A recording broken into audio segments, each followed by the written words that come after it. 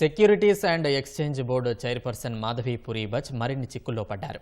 ఆమె విరుద్ధ ప్రయోజనాలు పొందినట్లు ఆరోపణలు వెల్లువెత్తిన నేపథ్యంలో సీనియర్ కాంగ్రెస్ నేత కేసీ వేణుగోపాల్ నేతృత్వంలోని పబ్లిక్ అకౌంట్స్ కమిటీ ఆమెకు సమన్లు జారీ చేసే అవకాశం ఉన్నట్లు తెలుస్తోంది. తాజాగా నెలకొన్న వివాదాల నేపథ్యంలో పార్లమెంటు చట్టాల ద్వారా ఏర్పడిన నియంత్రణ సంస్థల పనితీరు సమీక్షకు ప్యాక్ సిద్ధమైనట్లు తెలుస్తోంది. సెబీ చైర్పర్సన్కు సమన్లు జారీ చేసే విషయంపై కమిటీ నిర్ణయం తీసుకుంటుందని తాజాగా కేసీ వేణుగోపాల్ తెలిపారు.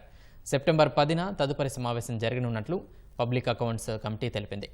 అదే రోజున సెబీ చైర్పర్సన్ను పిలిచే అవకాశం ఉన్నట్లు సమాచారం.